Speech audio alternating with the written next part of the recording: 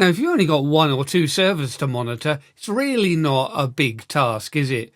But as your estate grows, then maybe you have to monitor servers that are geographically diverse, and also many hundreds of different systems that you might need to monitor.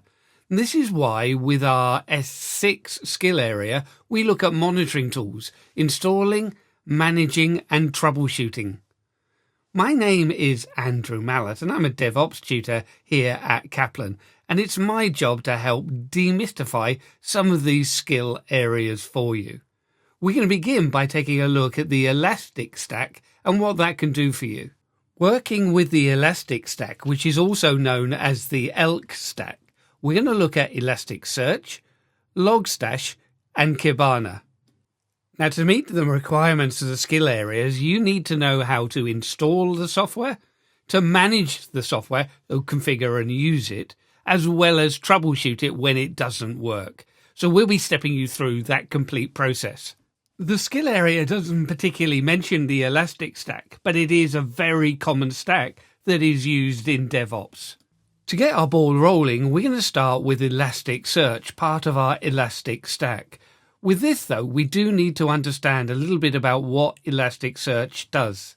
Elasticsearch is a distributed RESTful search and analytics engine capable of addressing a growing number of use cases.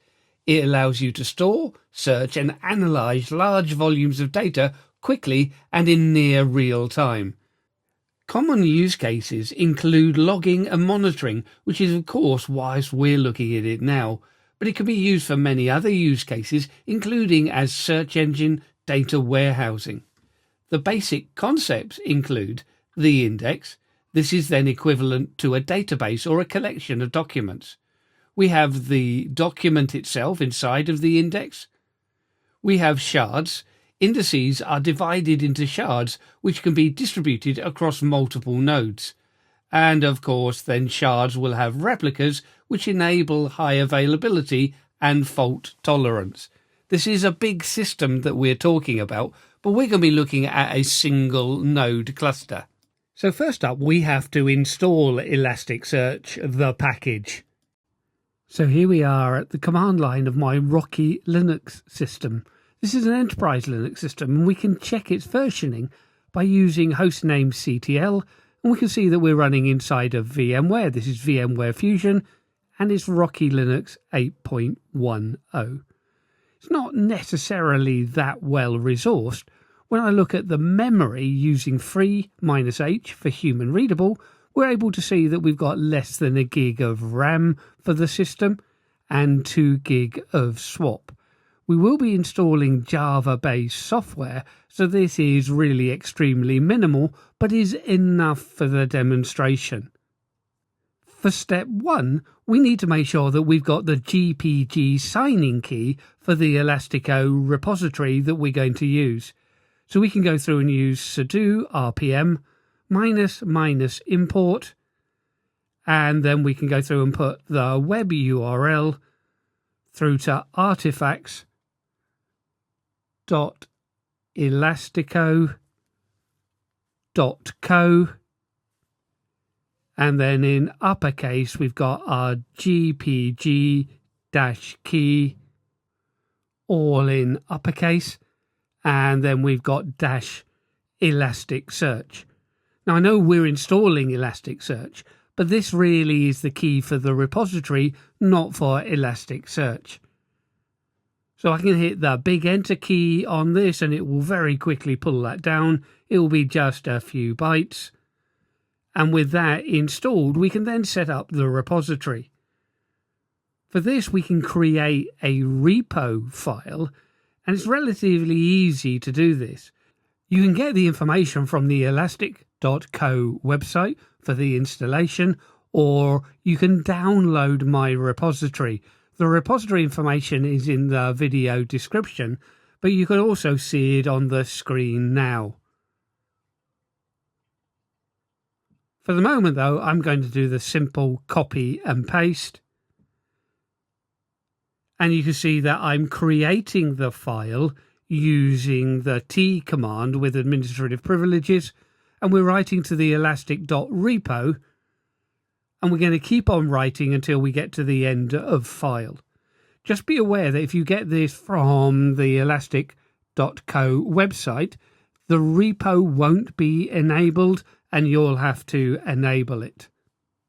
So using the T command is going to write both to the screen and through to the file. So the output we see is just the output to the screen. But now I can go ahead and install Elasticsearch. So Elasticsearch then is our repository that we can use to add documents, and we can then search those documents. Now, it may take a little while to install. I just cut a little bit out of it. We also don't need to pay too much attention to the output on the screen. You will if you're setting up security, but for the simple demonstrations that we're using, we won't be using security, and we'll be commenting those out of our configuration file.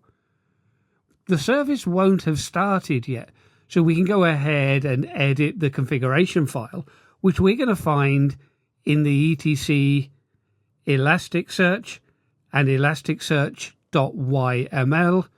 And obviously you can edit it with sudo privileges and any editor that you feel. Also, within the repository, there is a copy of this file. I'm not going to use the copy of the file because it's relatively simple to uncomment the information they want. So I'm going to set up a cluster name. I can use the default cluster name.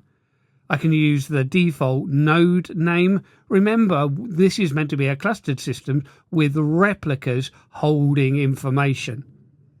We'll be using just the one node. We can go to our network host. By default, it only listens on the local host address, but we're going to change this to set up the IP address that we're using, but we're going to tell it to listen on all IP addresses. So we're going to use 0.0.0.0.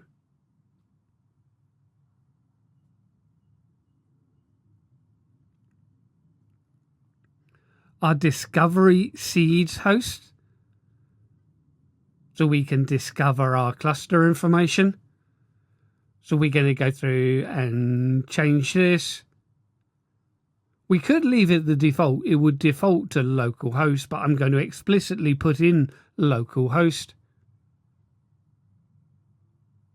We can also use IP addresses or host names, but I'm just going to put in the 127.0.0.1 address. And obviously this is going to be the only system we are working with. Our initial master node, so when we come online, will be a master of the cluster. Now, we did use node 1 as our node name, so we can leave that as the default, but just taking out node 2, because obviously node 2 doesn't exist.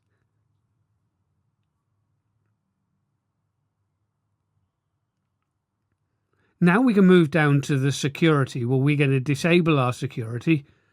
So we won't be using TLS, we'll just be using HTTP, and we won't be using user authentication. So we can turn all of these XPack features off. Obviously, in your own environment, then security could well be paramount, and you need to make sure that you're matching the needs of your organization. But for our demonstration, we really don't need it, and it just adds a complication that we don't really need to see. Now, they have duplicated the initial master node here, so I'm just going to take this out. Remember, we called our node node 1. So that's all that we need to do. We can go back and we can see the initial master node that we remove the duplicate area for, so we've got just node 1. Now, having configured our Elasticsearch service now with the YAML file, we can go through and tell systemd that there's been some new configuration files, so running our daemon reload, and then enabling our service so it auto starts. And if we use the option ---- now, the service will also start now. And then that's Elasticsearch. Now this is Java based, so it could take a little while to start up. Again, I'm cutting a little bit out of this. It's Java based using its own JVM, so we don't have to have Java independently installed. And we can then go through and check the status. And the status should show that this is running as a Java process. And there we can see that we're running process ID 5837, and that's running Java. But yeah, Elasticsearch is now up and running, and we can run a simple test with curl just to make sure that we're reading information back from the RESTful API.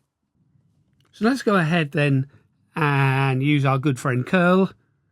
We can use -X to specify that we are using the method get, and then we can quote our URL. So this is going to be localhost. It will default to HTTP, and we're on port 9200. And then when we look at the URL, we put in the index, so we're going to the _cluster index, and we're pulling out the health document,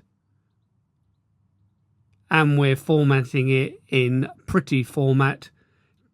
The pretty format means that we get our JSON information on multiple lines, so it's easier to read rather than the default single line. But we can see our cluster is up and running and a healthy status of green, but a simple test showing that it's working. Now in itself, there isn't a lot of management of a single node Elasticsearch cluster, but let's take a look at using it to understand the basics. Now this is a REST API, so one of the tools that we can use to access it is curl. And we have to understand the switches and options that we're using. So the first thing, curl -X, is specifying the method that we want to use, the request method. So we saw before when we were looking at retrieving information about our cluster health that we used the get method. But later we'll see that we'll also be using the post method to send information back to the REST API. When we're looking at the URL, we can see that we've got our server on port 9200, but then we go into the index. The index, as we mentioned before, is very similar to databases if we were talking about a more traditional database system. And of course, then within our database, we are going to have entries or documents. So from the URL that we used before, we were accessing the _cluster index or database, and we were accessing the document health. Then we can provide modifiers to it. So $pretty is telling it to format in the pretty format, so multiple lines rather than a single line.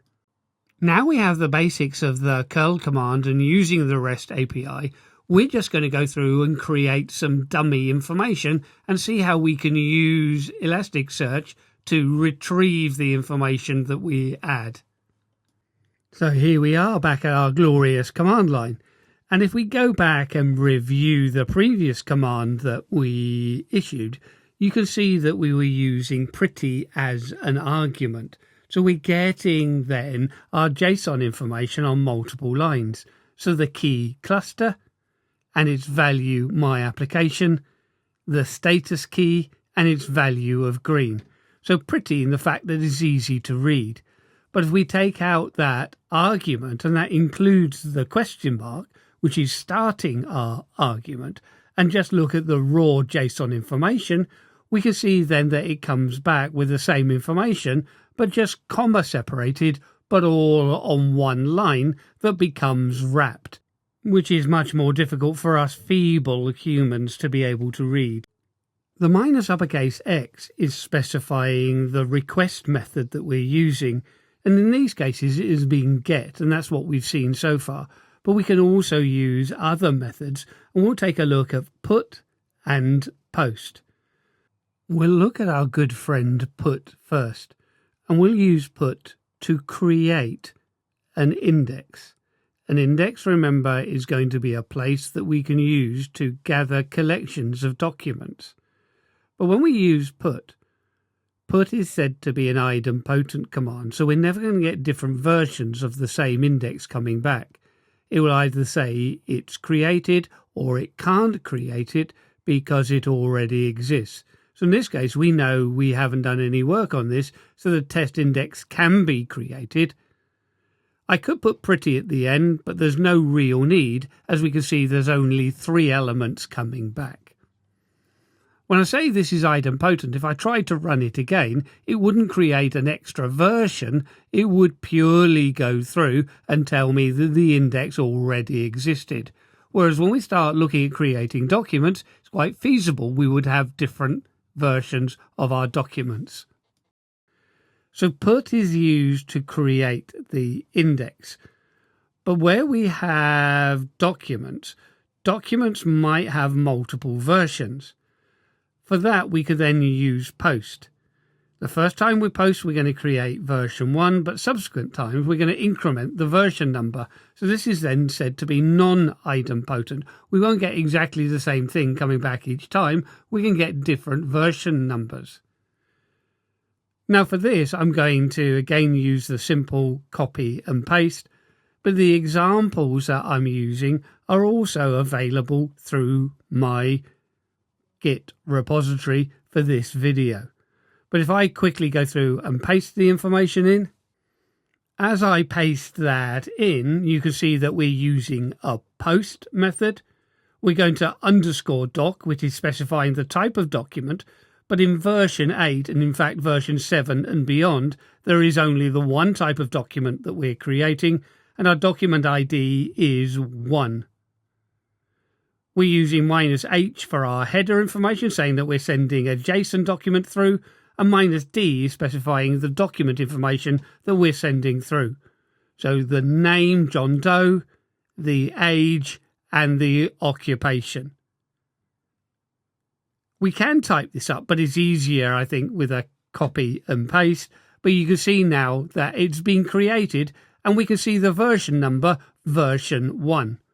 If I go through and run the same command again, it comes back, but with version 2. This being the difference between put and post is that post will support versioning and is non-idempotent, whereas put is idempotent and does not support versioning. With our document created, we can go through and retrieve the document. So we can retrieve the document by its document ID, or we can go through and search for the information. To begin with, we'll go through and just back up through our commands. I'm going back to a get command here, and then make sure that we're going through to our test-index, and then /, and we want to go to document 1. So we can go through and put _doc, and then /1, and question mark and pretty. Now as we go through and look at the results coming back, you can see that we found our document, and you can see then it's coming back with the information that we need. Now that's where we knew the document ID, but if we don't know the document ID, we can implement a search. So if we go through and look at a very similar curl command, and we can go through and change it to _search instead of _doc. And we can then specify our argument. So the question mark starts our argument, and we're querying for the name containing John. But we can also then use the ampersand so we can start adding arguments together. So our query for name, but also we want it in a pretty format. We can close off our quotes, and then again you can see that we found our result coming back. And we've got our John Doe 30 software engineer. So this gives us our basic idea of how we can use Elasticsearch, but we don't generally populate the information ourselves. The information is going to be populated by agents. There might be scripts that are running, or we might be collecting log information from many applications or many servers, submitting their log values so we can monitor it centrally. So having installed and managed Elasticsearch, we now need to look at troubleshooting, trying to find out what to do when things go wrong.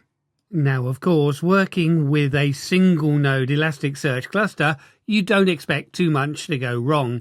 However, having said that, it's still important to know where the logs are and to check your log files, because there might be little configuration errors that we have put in that we weren't aware of that we need to tidy up. So if I go through and just take a look at raising my privileges to a root shell, and I can go through and take a look at the journalctl command to look at the systemd logs. I can use F so I can follow in case there's lots of information coming through, and -U is for the systemd unit file, and I can go through and look for Elasticsearch. Now when I take a look at the output of this, we can see that it doesn't really log too much to systemd. This is no more than the information that we saw when the system actually started up. So it hasn't really logged much back to systemd since it started up.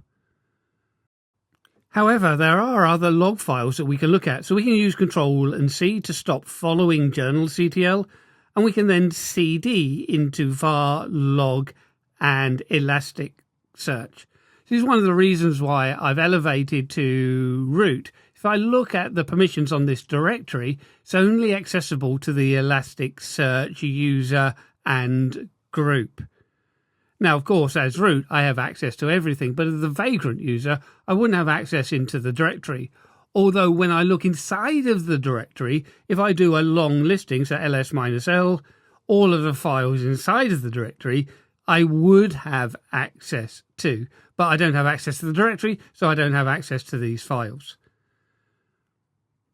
We want to concentrate on the My Application log, and that's the main file for us to be taking a look at. We can see it either in a JSON format or in a standard just log format, and we will take a look in our log format. Again, I'm going to use the tail command. I don't need to follow this, but if I go through and look at myapplication.log, we'll look at the last few lines, so it will look at the last 10 lines by default. There might seem more than 10 lines, but they're just going to be wrapped. But we can see there's a repeating error that is coming up very, very frequently. We can go through and start looking at some of the times. So 15:11, 15:12. So it really seems to be coming up every minute. So even though it's only a warning, if we don't fix this, we're going to have a problem with our log files taking up more space than potentially they need. The error is saying that we have set up the multi-node cluster, so we are discovering our seed hosts. However, we are a fully formed single node, so it doesn't want us to have the discovery seed host setting configured. Even though we've only put it to our local host, it doesn't like it. So we can go through and make a change to that. So I can clear the screen with Control and L, and then I can just use vim. I don't need to use sudo. Remember, I'm working in a root shell, and I can go through to our Elasticsearch subdirectory of etc and elasticsearch.yml. And then we can look for our discovery seed hosts. And then locating that line, we can then go through and comment the line out. So once we're happy with it and we've located the line, let's just put a comment in front of it. And we can then go through and save our file. And then we can go through and restart our service. So systemctl restart Elasticsearch. If I use tab completion on this, it will come up with the .service, That's only because I use tab completion. It is the default to look for service units, so technically we don't need to use it. Same thing if I use status here. If I use escape and dot, it brings up my last argument. So escape and dot is my last argument. And you can see that we've got pretty much that standard entry coming in from our journal CTL logs. So I can use Control and C to end that. And then I can go through and use tail -F. This time I will follow my log. And now we're looking for activity. Remember, it was printing out every minute before, so this looks pretty good. But we can also see that our current health is showing as yellow rather than green because it knows that we're not part of a cluster now. But at least we've stopped the warning messages coming out every minute. So it is possible that we could have left the system the way that it was, but it's producing extra disk usage as we're filling up our logs. They will be rolled eventually, so that it's not going to completely fill up the file system, but it's unnecessary resources that are being put to use. So it is really important, especially when we first get our system up and running, to monitor it to make sure that we've configured it in the best possible way. We've now tidied up our system and we're going to be able to move forward looking at our next stage where we can start automating the process of creating entries by using Logstash. So now we can move into the next stage of our Elastic Stack and Logstash. And of course, just like Elasticsearch, we need to understand a little bit about what Logstash is. Well, if Elasticsearch is our database that we can then go through and search, Logstash acts as our agent where we can then filter and populate Elasticsearch with our data, either coming from our log files or coming from real-time processing from applications. As always, the very first step is going to be installing, so let's install Logstash. And hello and welcome back to my glorious command line. A command line where we're already set up with our repository. If I go through and look at my Yum repo list, we're able to see that we still have our Elasticsearch repository.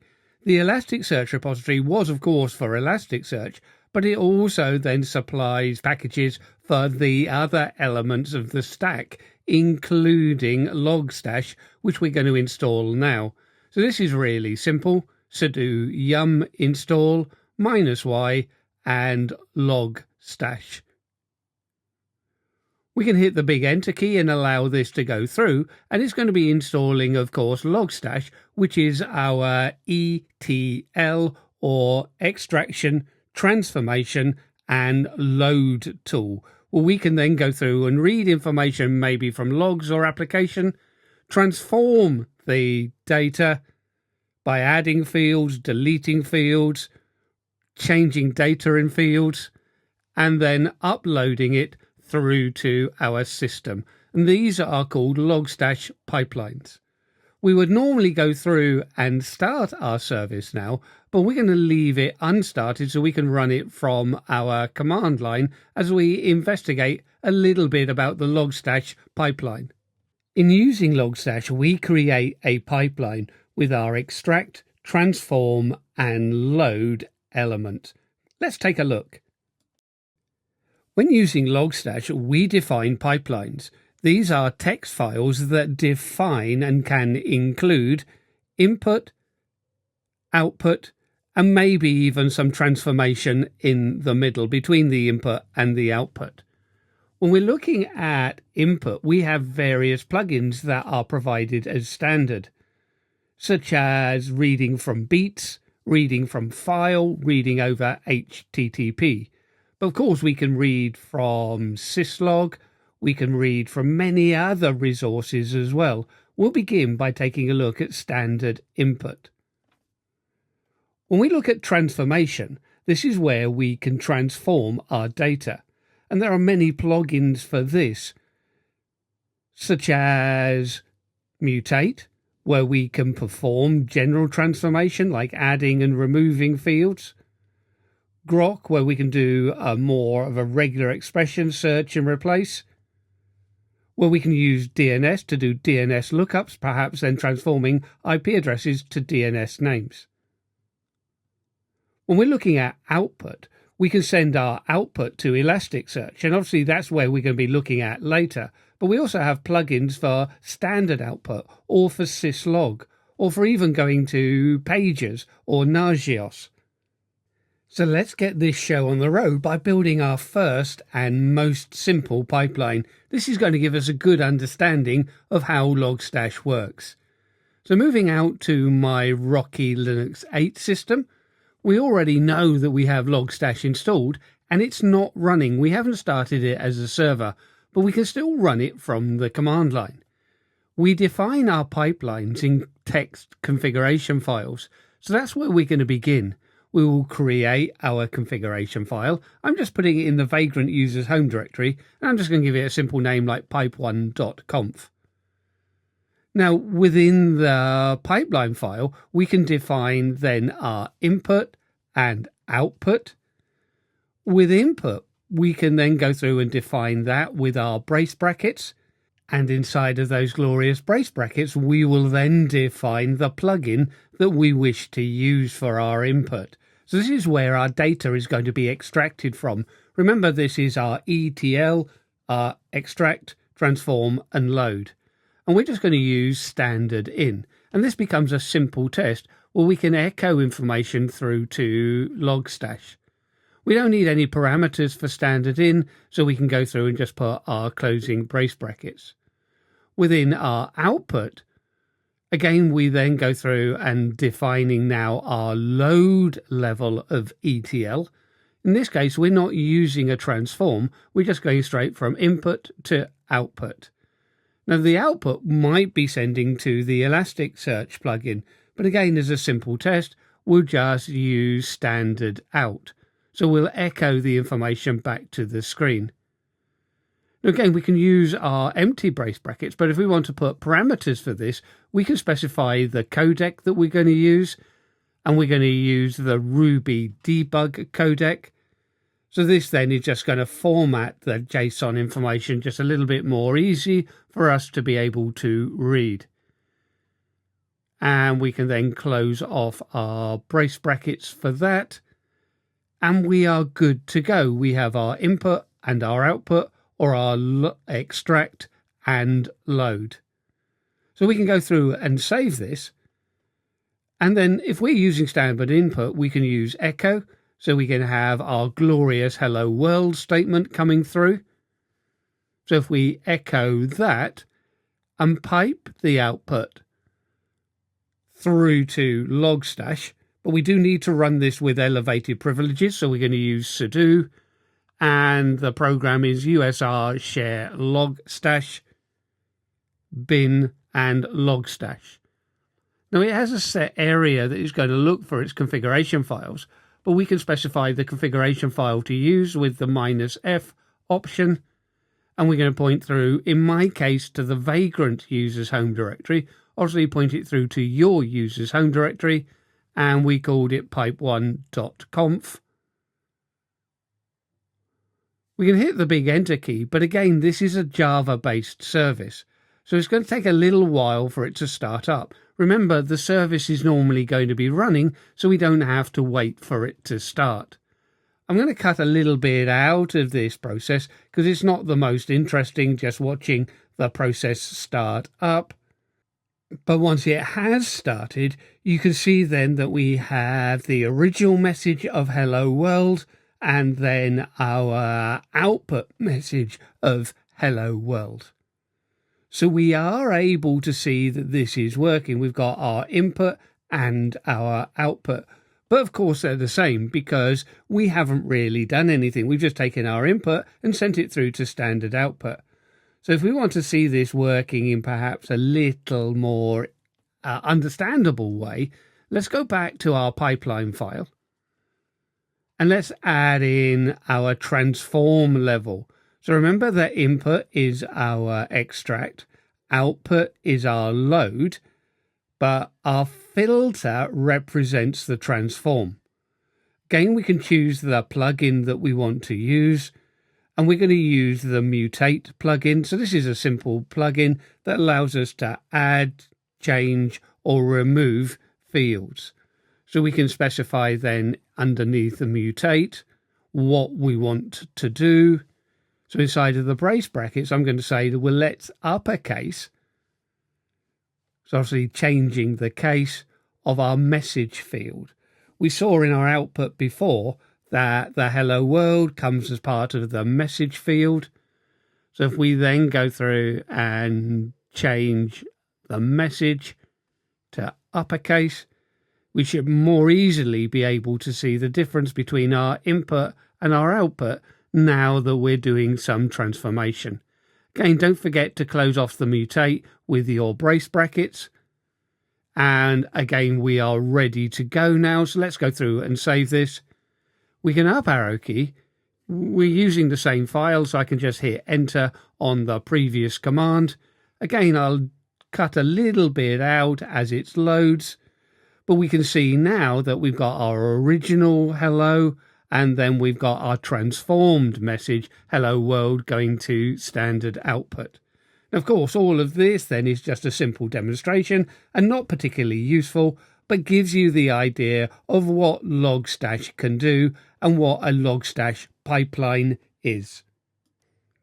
Now, whilst the demonstration is simple enough to show how it works, being able to see how it practically works is going to be a better idea. So let's read from one of our log files. And welcome back to the command line of my Rocky Linux 8 system. And of course, we need to be here if we're going to start looking at our logs. I'll be running a few things as the root user. So I'm using sudo -i to get an interactive shell. I also have two tabs open. One then I can keep as my vagrant user, the standard user, as well as then being able to use this one where we're elevated to root. We want to be able to take a look inside of our logs. Now on this system, it's a minimal install of Rocky Linux 8, so I don't have the full syslog daemon. So that gives me a limited amount of log files.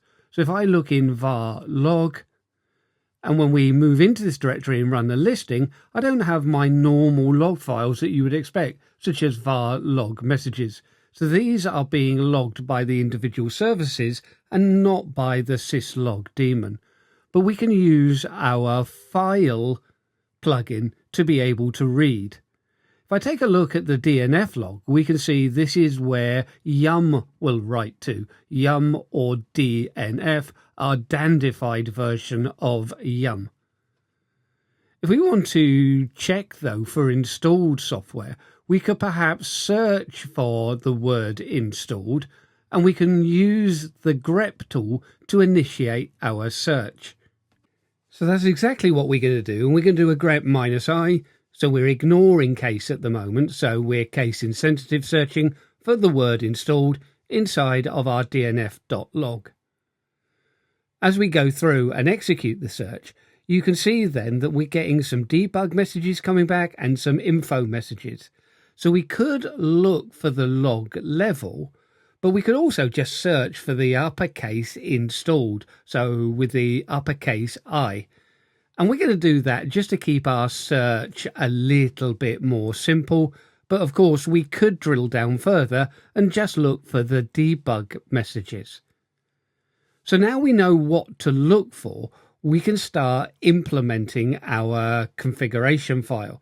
The configuration file then can look for the correct information.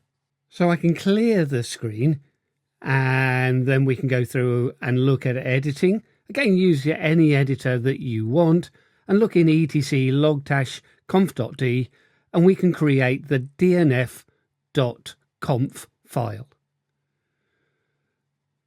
Included within our Git repository, we have got the configuration file that we're using, and I'm just pasting it in for the moment. But let's step through it piece by piece. Now you see that we start off with our input section, and remember that represents our extract information. We're extracting information using the file plugin, and we've got the path that we're looking for, var log and dnf log. Our starting position is going to be at the end of the file, but the end of the file is going to be denoted by our synth.db path. This is just a text file that we write to where we have read up to. Otherwise, we'd be reading the complete file into Elasticsearch or whatever our output is every time. Now, when we look at the filter section, remember that this represents our transform element. We're looking for our message field containing the word installed, followed by a colon. We're then going to add the field installation status with a value of installed. Everything else is being dropped. Moving down to our output section, which, if we recall, represents our load, we're using the Elasticsearch plugin, going to our local host on port 9200, and we're writing to the index dnf_logs. We'll create that if it doesn't exist. We're also using the standard out plugin, as that's useful in debugging. With this ready, we can go through and save our file. And then we can go through and double check our permissions. So if I look at the configuration file that we've just written, we can see that others have read to this, so this is good. We can also go through and double check the var log dnf.log file. And of course, again, we're going to need read to this. And we can see again, the others have read to this. So Logstash are going to be okay in reading both the configuration file and the log file. I can go through and start my service, and I'm going to do that with systemctl. Of course, I'm running as root, so I don't need to worry about sudo. We can enable the service, and we can start it now with the option ---- now. And of course, then the Logstash service. Now, we know it takes a little while to start up, as we saw within our demonstrations earlier. If I go through and take a look at the status, this will also show me the log. And we can see from the log that we have started Logstash, and we're using the bundled version of JDK. Now, we know it takes a little bit of time after that, but we can continue to read from the log file using journalctl. We're going to follow it, so -f. We don't need to see anything that's in the log at the moment. We'll only see new line, so -n0, and -u for our Logstash service unit. And obviously there's nothing new being added for the moment, but this is kind of what we saw when we looked at it from the command line. But as we wait, we should see more information, and as I speak, we can see that we're starting to populate our journal log now. Of course, we need a lot more to be loaded, but I'll leave it running in real time so we can see the rough idea, at least on my system, how long it is taking. But we can see now more information coming through, and this is where we're properly initializing our configuration. As we go through and start reading, we can see that we've read the dnf.conf. I can see that towards the bottom. And we can see that we're starting to initialize our pipelines. We should be able to see the file being created, our syntsdb collection, and that's now being created. If I go back out now to my Vagrant user, and if I look at the permissions on that file, so /var/lib, and then Logstash, and inside of the Logstash directory, it's going to be the dnf.syntsdb. This is just a text file that contains where we've got up to, but we can see that this is owned by the Logstash user, so we do have read and write privileges to it.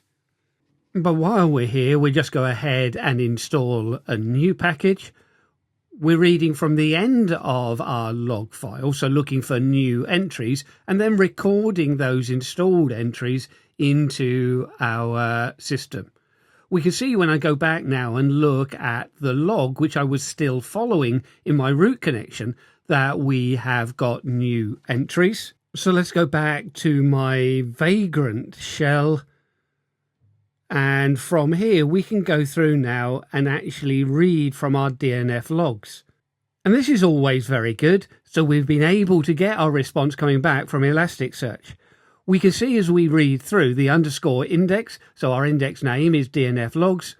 The underscore ID, the document ID, has been generated. So we've got a generated ID. But we can then start seeing that, yeah, our package SL has been installed. Now, it is a little unfriendly to read from the command line, I accept, but we can see the information is there. If I go through and install something a little bit bigger that will put multiple packages on, such as our Nginx web server, we can go through and install this. And of course, this is then going to create a little bit more traffic back on my log file. So that will have changed now, and we can see the extra packages. But if we go back then to my Vagrant shell and clear the screen and go back and use curl to read from Elasticsearch, we can see now that we've got the additional packages. Here at the bottom, we're looking at libjpeg-turbo. We don't just have to search for everything, though. We can put in a bigger search to search for something explicit. So here we're looking for packages beginning with SL, and we can see then that we have got our SL package and just our SL package showing. If we go back and change this, we can change it to Nginx star to look then for our package beginning with Nginx star. And we're going to get then a much larger amount because we have many packages that were installed that begin with Nginx. Now, again, to be able to get access to these commands, they are included within the repository for this video, so you should be able to download it and review it in your own time. But as we scroll back through the output, we can see that we have truly isolated all of the Nginx packages. So we're just about finished with this demonstration. So let's move back to my root shell where we can stop following our journal log. So just press Control and C to finish following the log. And then we can move back to our Vagrant shell and know that we have now set up a system where perhaps we're able to have Logstash installed on all of our servers and logging centrally to Elasticsearch, so we've got a list of the installed software in our estate. So now we can look at Troubleshooting Logstash. Some of the troubleshooting steps we've already taken a look at as we've gone through, but let's go through and review some of them. For a start, so long as our Logstash service isn't running, we're able to use sudo to run Logstash manually and referencing a configuration file. Here you can see that we're using /temp/my.conf. So this then should be able to view the startup and any issues that might be occurring. But be aware, if you're using a syncdb file such as we were using before, the ownership of that file is going to be the root user. You need to make sure, if you want to use it as a service later, that it is the Logstash service that is owning the file. So you could use the chown command to make sure the ownership of the file is for Logstash. If we are starting the Logstash service as a systemd service unit, you can also use the journalctl command to be able to view what is happening and perhaps debug issues. So as we saw, we could use journalctl with -f to be able to follow. You can use -u to specify the service unit, so logstash.service, and we can use Control-C once we have finished. So this then gives us a great vision of actually what's happening behind the scenes. Having been successful in installing, managing and troubleshooting Logstash, we can now do the same with Kibana. But we know we're going to have to begin by understanding what Kibana is. Well, Kibana is the K in our ELK stack. So we've looked at Elasticsearch, we've looked at Logstash, and now we're looking at Kibana, which allows us to visually see our data that we have in Elasticsearch. Elasticsearch, remember, is going to be a growing database, and we want something effective to be able to view our data. Now, installing Kibana really isn't too difficult because it's all still part of the same Elasticsearch repository that we've already set up. So let's move straight into this. So Mr. Kibana, here we come. And of course, we're still working on the same Rocky Linux 8 system that we've been working on throughout this demonstration. When we check the available memory, though, you can see that we were probably a little bit under-resourced. We're really hitting our virtual or swap memory now, and you can see that we're using 1.2 gig of our 2 gig of swap. However, for our demonstration system, this is still going to be enough, and it shows you how much you can get away with very little resources. So let's move on then to install Kibana. Kibana is going to be installed from our same repositories that we've been using, so the Elasticsearch repository that we already have. So using yum install Kibana -y just to accept it, and then allow it to run through. Again, it might take a little while for it to come down, but once it has installed, of course, we're going to be able to use it and configure it. So it's installed for us now. A little bit of the video was cut out to save time, but it didn't take too long. To configure it, we can look at editing the configuration file. So etc Kibana and kibana.yaml or YML. So you can see the same type of configuration is used across the product range. We can see the default server port is 5601. So we could uncomment it or we can leave it as it is, but it will be listening on TCP port 5601. It will only be listening, though, on the local host interface. So we want it to listen on all interfaces. So I'm just going to go through and change this to 0.0.0.0. So all IP4 version 4 addresses. I need to access this from my browser, which is going to be on my host system. Hence, with this one, we're definitely opening it up on all interfaces. Again, there are other elements we could configure, but if we scroll down, we're looking for our Elasticsearch host. So where are we going to retrieve information from? Remember, Kibana is a visualization system so that we're able to see more graphically the information that we have in Elasticsearch. Again, we're going to use the default value, so I could have left it commented, but for clarity, I've uncommented it. Now, as I say, we need to be able to access this from a remote system, my host system. So now we do need to look at our firewall. Of course, the firewall always comes into play, but if you're using the local host, we can bypass the firewall rules. Everything is allowed from the local host. So on Red Hat-based systems, we're using firewall CMD, and we're going to then add a port equals 5601/TCP, and that should be -- add port. Now, if I don't specify the zone, it's going to the default zone, and that's going to be good enough because we will be working with that by default, but it will have gone into our memory resident settings, so I can then go through and add in -- runtime to permanent, so we flush all of the memory resident settings back to their configuration files.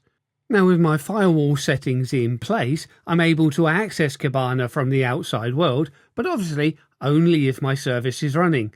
So I can then go through and use sudo systemctl enable. So that is going to enable the service for auto start. -- now will start it now as well. So I can do everything in the one command, enabling and starting the service. We can go through and look at the status. And unlike many of the other services, this is running as its own independent process. So we can see this is not running underneath Java. If we needed to read the log information, we could do so with journalctl, specifying the Kibana service as our unit file. But for the moment, I'm just going to grab my IP version 4 address, because of course, as we said, I need to access this from my host system, so we're able to see the information visualized within our browser, which then brings us on to managing and working with Kibana. So we're going to be able to point our browsers through to our IP address, and we are presented with our welcome page. I don't need to work with anything they supply me. We're just going to set up the very basic. So when we look at the welcome home, we can see then some of the things we might be presented with. But it's easier if we just go to our menu, and we can then move down, and from our selection, we can choose Discover. It wants me to create a data view, and then I can name my view. We don't have to put too much in here, but I can then go through and put software view or something, or software log. Our index patterns, we can see the indices on the right hand side, so I'm going to put DNF_logs and then star, and then we can go through and save it. It will show me then the fields that we've got, so it's reading everything out. So I can see the information from the last 15 minutes, and obviously that just shows us Kibana being installed, so just the one event there. Whereas if I go back, I can then go through and choose, let's look at everything for today, so we can see that we have something like 16 documents from today. So already we're getting the idea of the visualization. But so far we haven't really done anything. We can look in our available fields, see all of the fields, and we can choose to start adding fields to our view rather than just using everything. But we can also see on our right-hand side that we can go through and save it. So although we've not really configured very much at the moment, it might be an idea to go through and save it. So I can call this then my software view. And then if I move back to my available fields, this is where we can start customizing it. So rather than just seeing everything, we can choose precisely what we want. I'm going to move to my host name field and add that as a column. So you can see now that we just see the host name records. And then if I move down to the message field, this then has the message about the software being installed. So I can include the message field. And we can see now that it's much more easy to view the information that I want. And I can just drag the column across. So I can see then the host name. Now I know I've only got one, but ideally all of our servers would be sending into this. I can go back and save my search. So now we've saved that. If we want to easily be able to access this, we can add it to a dashboard. So I can then go through and move down to my dashboards. I can choose create a dashboard. With the wizard, we can then go through and just add in from library. And we can see then the software view that we have created. I can move back to the left-hand side then and then choose to save. And we can then go through and just call this as, let's say, my dashboard. Having this as a dashboard, I can easily go through and see everything that's on the dashboard. At the moment, we've then just got our one view. But if I close the dashboard off, I can then go back and see this. And you can see then that we can get back to our view and we can widen it should we want. If I'm in the edit mode, which is the default, then I am going to be prompted with the save button every time I make a change. However, I could always switch to the view mode just to the left of the save button.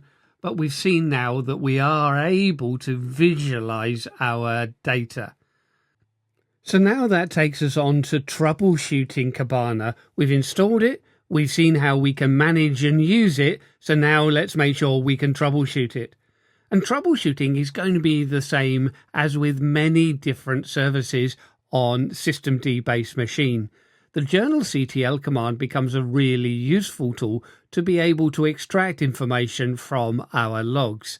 So using journalctl and then -f to follow the log and -u, but this time it's going to be the Kibana.service, should give you a good view of what's going on with your service.